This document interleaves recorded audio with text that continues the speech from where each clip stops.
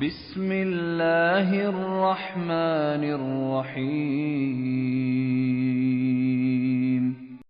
La amartuhum bisiwak inda kulli wudu, wa fi riwayah inda kulli salat. Kalau saya tidak khawatir akan memberatkan umat, saya akan wajibkan mereka bersiwak. Saya perintahkan dengan perintah ijab. Saya akan perintahkan mereka dengan makna wujub, kewajiban untuk menggunakan siwak setiap wudu, dalam riwayat setiap salat. Siwak sunnahnya Rasulullah SAW. Talib ilm, santri gak punya siwak.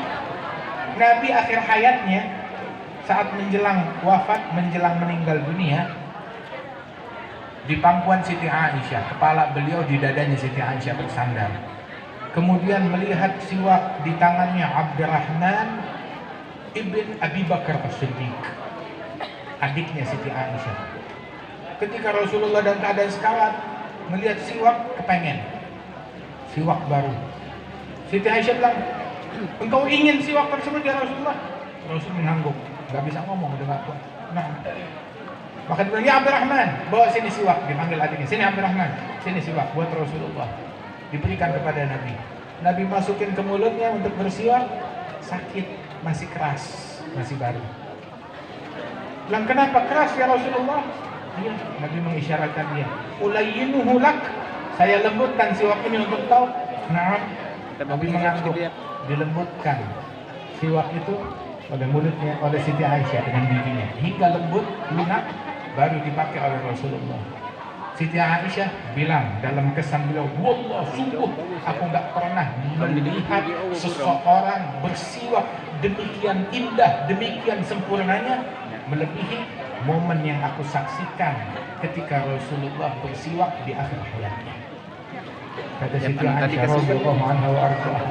Terus Siti Aisyah bilang, dan terakhir Rasulullah sebelum wafat, liur beliau bercampur dengan liurku dari siwak yang menempel, yang digunakan oleh Rasulullah sallallahu alaihi wasallam.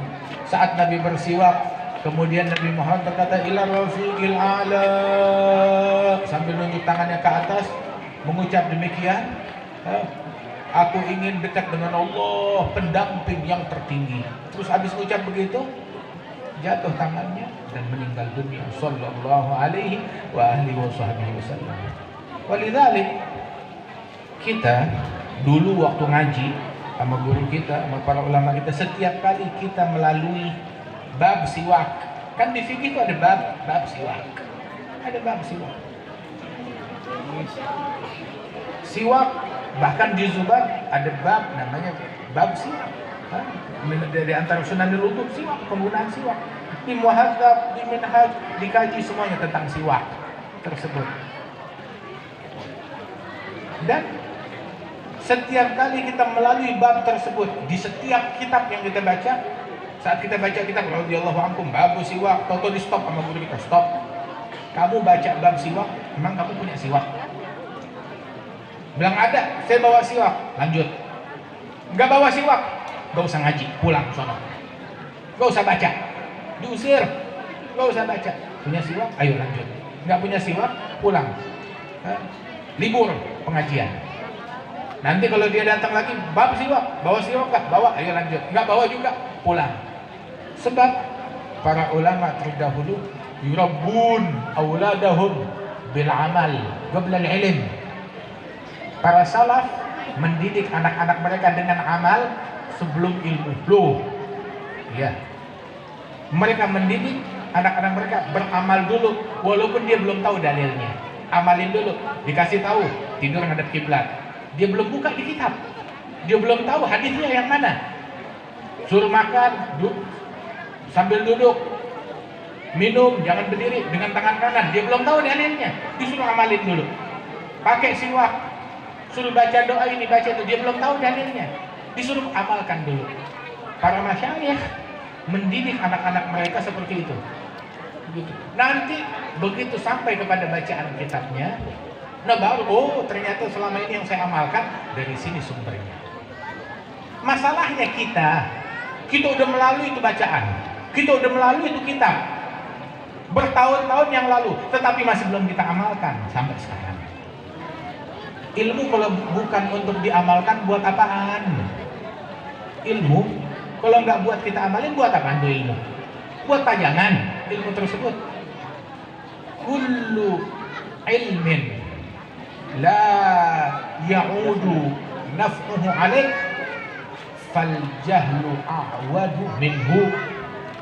Sampai dibilang oleh para ulama, setiap ilmu kalau nggak balik kepada kita memberikan manfaat, maka lebih berguna kebodohan daripada ilmu tersebut. Waliyadzubillah min dzalik. Kebodohan hal yang tercela tersebut itu katanya masih lebih mending, menurut sebagian ulama masih lebih mending daripada ilmu yang nggak manfaat. Kenapa? Sebab waktu disebutkan oleh para ulama, Zubayd bin Ruslan, beliau menyebutkan bahwasanya wa'alimun bi'ilmihi lam ya'malan mu'adzabun min qabli 'abidil wasan. Orang alim punya ilmu, dia ngaji, dia nyantri, dia belajar, tapi nggak ngamalin ilmunya, diazab sebelum penyembah berhala. Asyaddun nas azaban yaumal qiyamah. Orang yang paling dahsyat siksanya di hari kiamat, kata Rasulullah, adalah alimun lam yanfa'hullah bi'ilmih. Orang alim yang ilmunya kagak manfaat. Gak manfaat buat kita. Nggak bicara jauh-jauh ilmu gak manfaat. Kita nggak bicara jauh-jauh. Ketika dia makan pakai ilmu nggak makan? Kita semuanya makan pakai ilmu nggak? Baca Bismillah, makan tangan kanan, dia cuci tangannya, dia makan tangan kanan, begitu. Dia menjalankan adab ketika makan sambil duduk. Ketika minumnya sambil duduk dengan tangan kanan, baca Bismillah dengan 3 tanafus, dengan 3 kali nafas. Hal-hal yang ketika tidur dia amalkan nggak? Kita semuanya tidur, yang santri yang bukan santri, hewan pun tidur. Tapi masa iya santri tidur sama seperti hewan? Nggak bisa sama, harus beda. Kita ngaji, kita baca kitab, binatang nggak baca kitab. Masa sama kelakuan kita dengan hewan? Cara makannya sama seperti hewan, minumnya sama seperti hewan, tidurnya sama seperti hewan. Nah terus apa gunanya kita mengkaji kitab tersebut? Mathalul ladzina humilu taurata thumma lam yahmiluha kamathalil himar yahmilu asfara bi'sa mathalul qaumil ladzina kadzabu bi ayatillah wallahu la yahdil qaumal zalimin. Itu permisalan orang yang memikul kitab Taurat terus kagak diamalin. Dia hafal kitab suci tapi nggak diamalin, nggak dipraktekkan. Sama seperti keledai memikul buku-buku yang banyak. Keledai mikul buku yang banyak, apa dia ngerti yang di dalamnya? Sama. Begitu juga orang, dia hafal Quran, hafal kitab, hafal mutun, hafal ini, hafal itu, tapi nggak diamalkan. Disamakan oleh Allah Ta'ala dengan seburuk-buruknya permisalan. Seperti keledai yang memikul kitab. Dia bisa memikul daripada kita pergi. Tapi apa dia paham? Apa dia ngerti? Gak ngaruh. Dia pikul 1 kitab, 2 kitab, 1000 kitab, kagak ngaruh. Gak ngaruh. Makanya Al-Hasan Al-Basri bilang, orang dulu baca 1 ayat nampak di wajahnya siang. Orang sekarang baca dari awal sampai akhir nggak bebekas, kagak ngaruh daripada bacaan tersebut. Saudara-saudara sekalian, ketahuilah para ulama kita yang terdahulu, mereka adalah orang yang mengamalkan Al-Quran, yang membaca, bukan cuma sekedar mengkaji, membacanya saja, tetapi mengamalkan, mempraktekkan Al-Quran. Dia baca Al-Quran, dia nggak berbohong, dia nggak menipu. Itu kata ulama bilang, kam min dari'in lil Quran wal Quran yal'anu. Berapa banyak kam min talil Quran wal Quran yal'anu. Berapa banyak orang yang membaca Al-Quran, tilawah Al-Quran, sedang Al-Quran melaknat dia. Yang dia baca melaknat dia. Kok begitu? Iya, dia berbohong. Allah melaknat orang-orang yang berbohong. Dia maksiat, Allah mengutuk. Al-Quran mengutuk orang-orang yang melakukan maksiat ini dan itu. Wah, kata saudara-saudara sekalian, sahibul itu dia mimpi, kakeknya yang wali tersebut, dia mimpi. Dalam mimpinya si cucu, si anak, si murid bilang, ya syekh, ya jad, ni'mal ab anta. Duhai kakek, duhai ayah, engkau adalah sebaik-baiknya ayah, sebaik-baiknya kakek.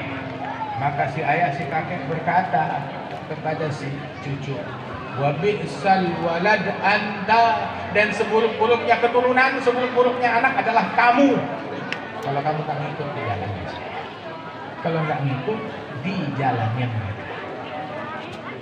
Al-Imam Ali bin Muhammad Al-Habsyi, sahibul Maulid Simtud Durar, beliau bilang, hayyar bi'adli wa fi mithlih tahirul uqul mailul furu'iz zakiyah an tariqil usul.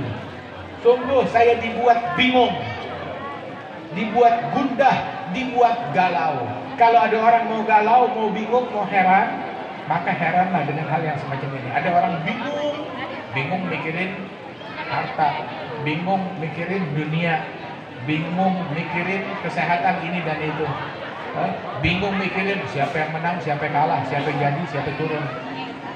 Bingung begitu. Bingung urusan begitu nggak diguna. Kalau mau bingung, kata Habib Ali, bingunglah seperti yang saya bingung ini, yang saya khawatirkan. Saya khawatir. Apa yang mengkhawatirkan beliau? Yang mengkhawatirkan saya, mailul furu'iz zakiyah an tariqil usul. Ketika keturunan yang suci, keturunan wali-wali, keturunan orang suci menyimpang, nyeleweng dari jalan leluhurnya yang mulia. Itu yang bikin saya bingung. Orang kalau mau bingung, mau galau, mau khawatir akan hal yang semacam ini. Bapaknya dulu nggak tinggal sholat jamaah, anaknya cucunya bukan lagi sholat jamaah ditinggal, bahkan sholat 5 waktu ditinggal, tiap hari subuhnya telat. Memalukan hal yang semacam ini. Ayat mencoreng muka kakeknya, leluhurnya dan gurunya, bapaknya, kakeknya nggak pernah tinggal qiyamul lail, nggak pernah tinggal tahajud. Keturunannya boro-boro tahajud, muridnya boro-boro tahajud, subuhnya aja telat, tapi mau ditahajudin. Leluhurnya tiap hari baca Al-Quran, nggak kurang dari 5 juz, 4 juz, 5 juz. Nah ini berlalu 1 tahun nggak hatam Al-Quran sekalipun juga. Pikir sebulan sekali dia hatam, enggak, setahun aja belum tentu. Bapaknya, kakeknya, leluhurnya tiap malam baca Al-Quran pasti nangis. Ini boro-boro berlalu 1 tahun, 2 tahun, 3 tahun kagak nangis. Motor hilang dia nangis, handphone hilang dia nangis, diomelin sama bini dia nangis, duit belanja kurang dia nangis, ditegur sama atasan sama majikan dia nangis. Baca Quran gak nangis. Ingat kematian gak nangis, ingat kuburan gak nangis. Anak sakit dia bisa nangis, anak sakit nangis. Tapi mengingat kuburan, mengingat dosa-dosa dia nggak menangis. Mukmin kayak begini. Al-Imam Abdullah bin Hasan Bal-Faqih, Allamatud Dunya, Abadillah Sab'ah, salah seorang guru besar mereka, beliau bilang, laqad fatani min khiyarin nas kam rajulin ma faraga dzikra tulal umri wal kutuba. Saya kehilangan manusia-manusia yang seumur hidupnya nggak pernah berpisah dari zikir, nggak pernah berpisah dari ilmu, nggak pernah berpisah dari kitab. Ma faraga dzikra tulal umri wal kutuba. Hidupnya tuh nggak pernah jauh dari kitab, nggak pernah jauh dari ilmu, nggak pernah jauh dari zikir. Kerjaannya bakau lailatihi, sajjadu khalwatihi, min khawfi malikihi, yasta'tibu ta'aba. Kerjaannya kalau malam nangis. Di khalwatnya sering menyendiri tiap malam untuk berduaan dengan Allah, dia nangis dalam sujudnya tiap malam. Di akhir malam, subhanallah, min ali Rasulillah aktsaruhum wa al Abi Fadlin al-akhyar wal khutaba, baik mereka dari keturunan Rasulullah ataupun juga para pecinta dan orang yang mengikuti jalan mereka dari keluarga al-Khatib dan juga al-Bafadl dan para muhibbihim radhiyallahu anhum wa ardahum. Al-Imam Muhsin bin Ali As-Saggaf beliau bilang, man fatahul kitab fala yafutuhul mihrab wa man fatahul mihrab fala tafutuhul adab. Barang siapa yang gagal di dalam kitab, dalam ilmu, dia gagal di situ, dia bisa menjadi ahlinya dan penguasa kitab. Dia gagal di dalam keilmuan, dalam kitab dia gagal, maka jangan gagal dalam mihrab, dalam pengabdian dan peribadatan kepada Allah. Di dalam mihrab dia gagal juga, maka jangan gagal dalam adab. Orang dulu, para pendahulu kita, guru-guru kita, mereka adalah orang-orang yang sukses dalam tiga-tiganya. Sukses dalam kitab, sukses dalam mihrab, sukses dalam adab. Lihat zaman sekarang, gagal kitab, gagal mihrab, gagal adab. Orang dulu yang hafal minhaj, yang hafal Sahih Al-Bukhari. Sahih Al-Bukhari ada 7.000 hadis lebih di dalamnya. Berikut mukarrarat yang terkandung di dalamnya. Sahih Al-Bukhari.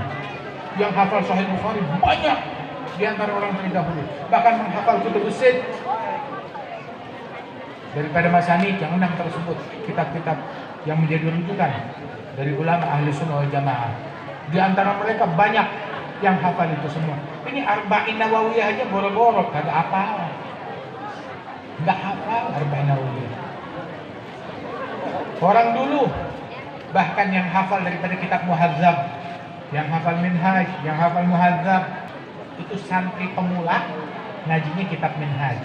Yang sekarang bahkan sarjana S1, S2, S3 sulit untuk mengkaji dan menjelaskan apa yang ada di dalam kitab minhaj. Kitab minhaj man haqqaqahu shara muftiyan fil madhhab al-Imam Muhammad bin Idris Syafi'i.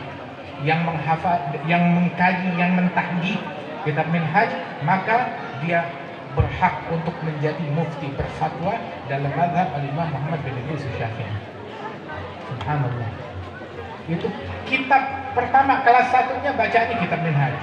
Ini bukan cuma sekedar ngaji doang, hafal minhaj. Kathir, bahkan hafal muhadzab di antara mereka. Ini boro-boro minhaj atau muhadzab. Safinatun Najah aja dia nggak hafal. Safinatun Najah dia kagak hafal. Kitab yang simpel. Wakana Imam Abdullah bin Umar Asy'ari bilang, la yakun talib ilm, enggak pantas menyandang gelar santri kalau dia fikihnya enggak hafal apa namanya kitab Zubad dan nahwunya tidak hafal Alfiyah. Kalau dia enggak hafal Alfiyah dan enggak hafal Zubad, jangan ngaku santri. Beliau juga bilang, tidak pantas menyandang gelar santri orang yang nggak bangun malam tahajud dan tidak sholat jamaah. Nggak sholat jamaah dan tidak bangun malam, jangan ngaku santri. Jangan ngaku santri kalau nggak sholat jamaah dan tidak bangun malam, kata beliau. Masya Allah. Lihat, dalam keilmuan orang dulu luar biasa ilmunya, tinggi. Di dalam peribadatan, Syekh Abdul Qadir Jailani tiap malam 1000 rakaat. Begitu juga Al-Imam Al-Faqih Al-Muqaddam Muhammad bin Ali Al-Alawi tiap malam 1000 rakaat. Al-Imam Ali Zainal Abidin Ibn Husain bin Ali bin Abi Talib wa Fatimah Zahra binti Nabi tiap malam 1000 rakaat. Dan banyak di antara ulama yang semacam ini. Radhiyallahu anhum wa ardahum. Dalam peribadatan mereka berkuasa, menjadi rajanya di mihrab, menjadi rajanya di dalam kitab, dalam mihrab, dalam adab. Di antara mereka yang bilang, dari kecil, ma fa'altu makruh wala hamamtu bi fi'l makruh. Sejak saya kecil, saya nggak pernah mengerjakan perbuatan yang makruh, bahkan terlintas di hati saya ngerjain yang makruh, nggak pernah terlintas di benak saya. Adab yang luar biasa. Jangankan yang haram, yang makruh aja nggak dikerjain. Jangankan dikerjain, terlintas mau ngerjain aja nggak kebayang di benaknya mereka. Biar kita tahu, kita ketinggalan jauh banget sama mereka ketinggalan jauh banget. Tapi asal tahu aja, Al-Imam Muhsin bin Ali bilang, kamu udah gagal dalam kitab, jangan gagal dalam mihrab. Di mihrab gagal juga ibadatnya pas-pasan, ya jangan gagal dalam adat. Tapi kalau udah gagal tiga-tiganya telur busuk kita kan. Gagal kitab, gagal mihrab, gagal adat. Orang dulu awam nggak pernah tinggal qiyamul lail. Orang awam nggak pernah tinggal qiyamul lail. Ada syekhina Al-Habib Muhammad bin Abdullah Al-Haddar. Dulu waktu dia nyantri, waktu dia nuntut ilmu, waktu beliau ngaji, itu beliau belajar nuntut ilmu di rumah Karim. Kemudian udah gitu, dia mau ngambil private tambahan. Datang ke Syekh Mahfuz, saya mau ngaji, mau belajar kepada engkau. Dia bilang waktu saya udah penuh. Bilang jam berapa aja udah saya turutin, tolong saya. Akhirnya Syekh Mahfuz bilang, boleh kalau kamu mau datang mau ngaji sama saya cuma ada waktu sedikit sebelum subuh. Bukan sebelum subuh, waktu sebelum saya tahajud. Saya tahajud 2 jam sebelum subuh. Nah kamu datang sebelumnya, sejam sebelumnya kamu datang. Baik, udah janjian datang ke rumahnya. Tapi kalau kamu datang ke rumah, jangan ngetok pintu, ngeganggu tetangga. Jangan ngetok pintu, ngeganggu tetangga. Peduli sama tetangga. Peduli, nggak bikin keributan, nggak bikin hal yang merugikan masyarakat. Kamu datang, jangan ngetok pintu. Nah terus bagaimana banguninnya? Saya tidur, sebelum tidur saya ikat tali di tangan saya. Itu kamarnya beliau di lantai atas, itu tali saya ulurkan melalui jendela ke bawah. Pokoknya kamu datang depan pintu rumah itu nanti di bawah kamar saya itu, bawah jendela kamar ada tali, kamu tarik, itu tali terhubung dengan tangan saya. Datang 3 jam sebelum subuh mau ngaji, mau belajar kitab. Emang waktunya cuma ada sedikit. Lihat ada tali ditarik, terbangun Syekh Mahfud. Nah, beliau ini tidurnya sedikit, tidurnya dikit, tidurnya juga sambil duduk. Subhanallah. Sebab dia menyadari hidup di dunia bukan buat senang-senang. Hidup di dunia tuh kelezatan dunia ya kitab, kelezatan dunia Al-Quran, kelezatan dunia ya sholat. Ju'ilat qurratu aini fi sholat. Hiburannya di situ. Ulama dulu kayak begitu. Sehingga terbangun, bilang ya Sayyid Muhammad, ayo naik silakan naik. Naik ayo buka kitab, ngaji, baca kitab, dijelaskan tuh. Ini penjelasannya begini, penjelasannya begini. Udah selesai kajian kitab tersebut, sudah selesai. Ayo 2 jam sebelum subuh, ini udah waktunya tahajud kita. Di mana tahajudnya? Tadarus Quran, tahajud dan tadarus Quran di Masjid Surur bersama guru saya Al-Habib Ali bin Abdullah bin Syahab. Pergi jalan ke Masjid Surur, begitu. Sampai di situ Al-Habib Ali bin Abdullah bin Syahab udah ada, putranya Al-Habib Muhammad udah ada. Itu tadarus Quran di masjid bersama Syekh Mahfud. Lihat di situ ada tukang bikin kopi. Tiap malam selalu ada. Usianya udah tua, mungkin 80 tahun lebih. Disamperin sama Habib Muhammad Hadran. Bilang, ya Syekh, ya, ini pembantu, tukang bikin kopi. Ditanya, kamu udah berapa lama? Udah berapa lama bikin kopi sebelum subuh di masjid ini? Nah, saya bikin kopi di masjid ini sudah 40 tahun. Kata beliau. Selama 40 tahun kamu bikin kopi di sini, pernah lihat gak Habib Alwi telat? Bilang, selama 40 tahun saya bikin kopi di sini. Ditanya, pernah lihat gak Habib Alwi absen, gak hadir tadarus Quran di akhir malam 2 jam sebelum subuh? Maka dijawab, selama 40 tahun Al-Habib Alwi dan putranya tidak pernah absen. Dan jangankan absen, telat aja nggak pernah absen dan bahkan tidak pernah telat. Nggak pernah, maknanya apa? Dia juga nggak pernah absen dan nggak pernah telat. Itu orang awamnya, tukang bikin kopinya. Orang awamnya dulu kayak begitu, apalagi ulamanya, apalagi para sholihinnya, apalagi para wali-walinya. Subhanallah. Makanya bukan mengecilkan zaman. Kalau mau dibandingkan zaman sekarang sama zaman dulu, ya betul. Walam yabqa khairun fi zaman wa ahli. Enggak tersisa lagi kebaikan di zaman dan para penghuninya. Mereka telah memboikot Al-Quran, memboikot ilmu, memboikot sunnahnya Rasulullah Sallallahu Alaihi Wasallam. Bukan mengecilkan. Ada yang khusus yang tidak memboikot banyak, tapi kita bicara secara umum.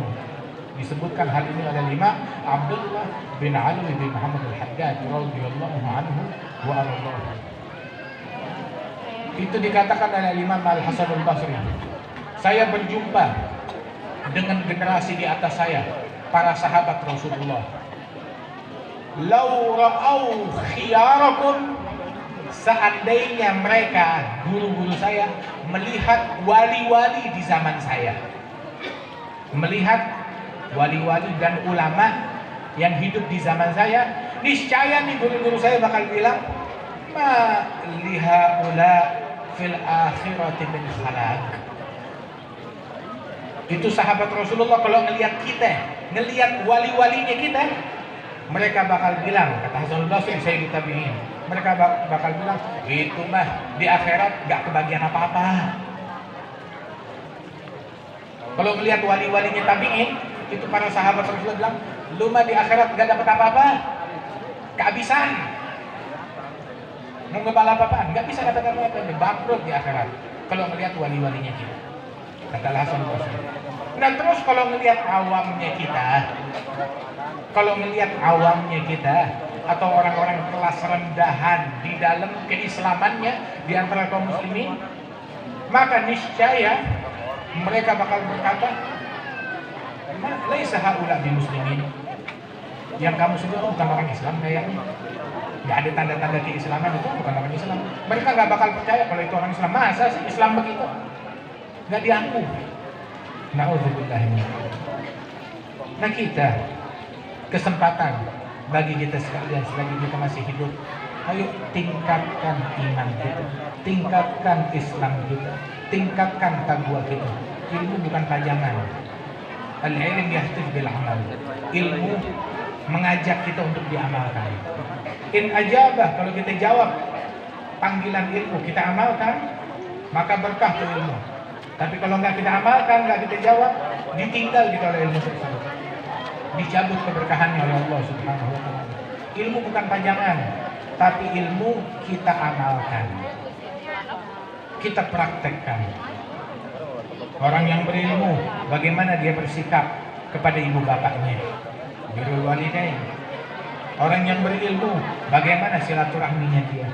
Orang yang berilmu, coba lihat akhir malam di atas kasur, atau lagi megang Al-Quran, berilmu, punya ilmu, tapi nggak ada tangisan air mata, nggak ada munajat kepada Allah Subhanahu wa Ta'ala. Tangisan air matanya kalau depan orang, kalau berdua nama Allah Ta'ala nggak ada tangisan. Tukang pidato banyak, tukang orasi banyak, tapi tukang nangis untuk Allah dalam sujud itu sudah punah. Hal yang langka di zaman sekarang. Dulu masjid-masjid kita menyaksikan berapa banyak tukang nangis di setiap tiang mereka, di setiap pijakan di masjid itu pernah dihuni oleh sekian orang yang tukang nangis, yang khusyuk. Berapa banyak orang khusyuk, berapa banyak orang yang nangis, berapa banyak orang yang sholat, berapa banyak orang yang sujud di tiap masjid. Berapa banyak di tempat ini menyaksikan para wali-walinya. Di wilayah kita ini, di Banten ini, para wali-wali yang jejak mereka, tangisan mereka meliputi semua wilayah, hingga dakwah mereka berkah. Banyak di antara mereka bukan tukang pidato, bukan tukang orasi, tetapi tukang nangis kepada Allah Subhanahu wa Ta'ala, hingga membekas di kalangan masyarakat. Mereka yang bawa Islam ke bumi Indonesia, banyak di antara mereka bahkan untuk bahasa setempat aja nggak semuanya pandai berbahasa Indonesia. Enggak semuanya pandai berbahasa lokal, tidak. Tetapi semuanya pandai menangis untuk Allah. Semuanya pandai bersujud. Semuanya pandai berakhlakul karimah. Semuanya pandai di dalam khusyuk mereka. Semuanya pandai di dalam sifat malu mereka kepada Allah Subhanahu wa taala. Ini yang mesti kita hidupkan. Sampai ulama mengatakan awwal ilmin yurfa 'anil ard. Ilmu yang pertama yang dicabut dari muka bumi. Tahu ilmu apa? Ilmu yang pertama dicabut dari muka bumi adalah ilmu khusyuk. Ilmu faraid. Iya, itu ilmu zahir, ilmu faraid. Tetapi yang pertama dicabut dari muka bumi ilmu khusyuk. Sayyidina Abdullah bin Mas'ud bilang kepada Rabi' bin Haytham, "Law ra'aka Rasulullah la fariha min khusyu'ik, aw la dhahika minka, aw la ahabbaka." Seandainya Rasulullah melihat engkau, wahai Rabi' bin Haytham, maka Rasulullah akan senang menyaksikan khusyuk yang ada pada dirimu. Akan bahagia, akan mencintai engkau karena khusyukmu. Sallallahu alaihi wa alihi wasallam. Qad aflahal mu'minun alladzina hum fi salatihim khashi'un. Menang, berjaya orang yang beriman. Siapa yang khusyuk dalam salatnya? Menang tapi enggak kenal tangisan, enggak kenal khusyuk. Ini yang harus kita hidupkan. Pesantren, madrasah dibuat untuk mengkader orang-orang yang khusyuk. Bukan cuma sekedar ilmu doang. Bukan cuma sekedar hafalan doang. Ilmu harus, hafalan harus. Tetapi dari ilmu tersebut yang dicapai adalah khusyuk kepada Allah Subhanahu wa taala. Kalau seandainya pesantren gak menelurkan orang-orang yang mengenal khusyuk, maaf, gagal. Kita punya santri kita gak jadi orang khusyuk. Saya punya pondok pesantren, saya punya santri saya gak jadi orang yang khusyuk, biasa belum berhasil. Tapi kalau kita berhasil mengkader orang-orang yang khusyuk, yang tahu menangis untuk Allah Subhanahu wa taala, qad aflahal mu'minun, telah sukses, telah berhasil, telah berjaya. Mudah-mudahan Allah Subhanahu wa taala jadikan insyaallah para santri kita santri yang mengenal khusyuk, para ulama kita ulama yang mengenal khusyuk, dijadikan masyarakat kita masyarakat yang memiliki sifat khusyuk, dijadikan kita minal khashi'in insyaallah, yang takwa, yang takut kepada Allah taala. Istiqomahlah dalam mengamalkan ilmu, dalam menjalankan adab, tahu batasan antara laki dan perempuan, tahu batasan dengan yang bukan mahrim, tahu menutup aurat dengan benar, nggak salaman dengan yang bukan mahrim. Itu yang diajarkan oleh Rasulullah Sallallahu Alaihi Wasallam. Jaga adab kita, jaga akhlak kita. Tasawuf bukan teori. Wah, bisa baca kitab kuning kayak air. Itu untuk artis di Arab juga bisa baca kitab kuning. Ya kan bahasanya dia. Di Mesir orang kafirnya bisa baca kitab kuning, maaf. Di Mesir, soalnya di negeri sana juga ada orang-orang kafir. Mereka bisa baca Quran bahasa Arab lancar. Mereka juga bisa baca kitab kuning. Maaf. Akan tetapi, ayo amalkan. Bagaimana sikap kita ketika dihadapkan kepada yang halal dan yang haram, kepada syariat Allah Subhanahu wa taala. Kalau udah hajatan itu agama dipakai apa enggak? Ada orang kalau udah hajatan agama dibuang. Jangan bawa agama. Jangan. Ini hajatan seumur hidup sekali, semau gua. Mau bikin yang haram, mau bikin campur laki perempuan, mau bikin yang bukan muhrim ini segala macam semau gua. Jangan bawa Tuhan, jangan bawa Nabi, jangan bawa Islam. Dibuang itu semua. At-tasawuf itu bukan teori, ya, akan tetapi khuluq kata Imam Syafi'i. At-tasawwufu khuluqun, perangai, sikap, adab. Man izdada 'alaika fil khuluq faqad izdada 'alaika fit tasawwuf. Yang akhlaknya bagus berarti peringkat tasawufnya juga bagus, luhur dan mulia. Bukan cuma sekedar orasi, teori, omongan, ya, ataupun juga celoteh yang biasa diucapkan oleh orang-orang. Itu bukan tasawuf, itu bukan keilmuan, tetapi di dalam pengamalan. Saksikan keilmuan seseorang, ya, di akhir malam. Mana dia? Ilmu banyak, apal banyak, akhir malam tolong. Akhir malam dia tidur. Jangankan ngejerit, oh saya dihinakan oleh orang kafir. Dihinakan oleh orang kafir, jangankan orang kafir. Kamu tiap malam dikencingin sama iblis. Tiap malam iblis kencing di telinganya. Penghinaan apa yang lebih hina daripada itu semua? Dikatakan syaraful mu'min qiyamuhu bil lail, kata Nabi. Kemuliaan seorang mukmin kalau dia bangun malam. Kalau dia nggak bangun malam, kemuliaan apa yang dia punya? Nabi bilang ketika dikatakan fulan la yakum illa ba'da adzan al-fajr. Fulan tidak bangun kecuali setelah azan subuh. Nabi bilang dzaka bala syaitan fi udhuni. Itu adalah orang yang telinganya dikencingin setan. Kalau ada orang di kampung kita, datang Yahudi, datang Nasrani, ngencingin muslim lagi tidur. Kurang ajar nggak? Penistaan nggak? Apalagi kalau muslim yang dikencingin santri, penuntut ilmu, atau kiai atau ulama. Wah, ini penistaan, kurang ajar. Maaf, ini yang ngencingin kita biangnya kafir, dedengkotnya kafir, moyangnya kekafiran, iblis, syaitan. Terus kita biasa aja. Pagi masih bisa tersenyum, pagi masih bisa ketawa. Kalau maaf, ada anjing masuk ke rumah kita, kencing di kasur kita, seharian kita sumpah, seharian kita sedih. Sial, rumah kita kemasukan sial. Masalahnya kemasukan sial bukan sekali doang, tiap malam, dan kencingnya bukan di kasur kita, di kuping kita. Ketika kita nggak bangun malam, ketika kita nggak tahajud.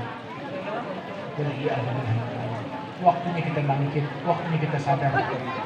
Kita pengen kemenangan, pengen kejayaan buat bangsa, buat negeri.